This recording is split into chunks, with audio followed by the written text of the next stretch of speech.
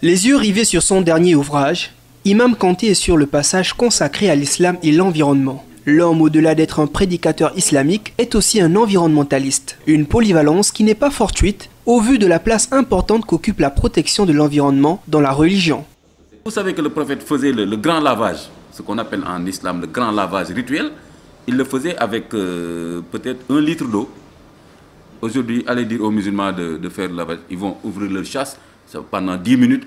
C'est un gâchis extraordinaire. Mais dans le rituel musulman, le prophète a reproché à quelqu'un de ne pas respecter la disponibilité de la ressource. Il lui a dit, fais doucement. Et le compagnon lui a dit, mais cher prophète, est-ce qu'il existe le gaspillage dans les ablutions? Et alors le prophète sallam lui a dit, même si tu étais à côté d'un fleuve, pour faire tes ablutions, prends juste l'eau qui te suffit pour faire tes ablutions. La préservation de la nature est aussi recommandée en christianisme, comme l'atteste Abbé Alphonse Ndour, trouvé en pleine prédication à la paroisse Saint-Paul de Grand-Yoff. Le pape François, il y a 3 années ou un peu plus, a écrit une lettre qu'on a appelée Laudato Si Signore, loué sois-tu Seigneur. Il reprend dans cette lettre les propos de Saint François d'Assise, que nous connaissons bien dans notre Église comme étant l'ami de Dame Nature, de Dame Pauvreté.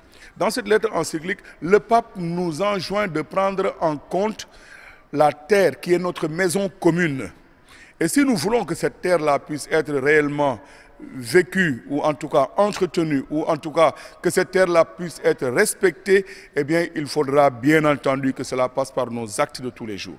S'il y a bien une histoire qui témoigne de la place primordiale qu'occupe la protection de l'environnement dans les religions, c'est sans nul doute celle de l'Arche de Noé.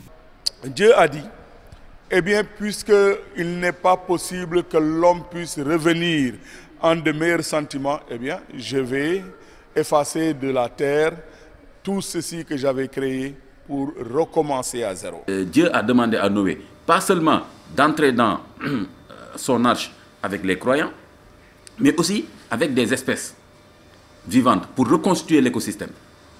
Donc c'est l'homme qui s'est sauvé par la foi, mais en même temps qui a sauvé des espèces, n'est-ce pas, qui ne pouvaient pas se sauver elles-mêmes. Donc l'homme est responsable. Cette responsabilité de l'homme envers la nature est évoquée dans toutes les religions révélées. En islam, l'homme est considéré comme le califat, le lieutenant sur terre.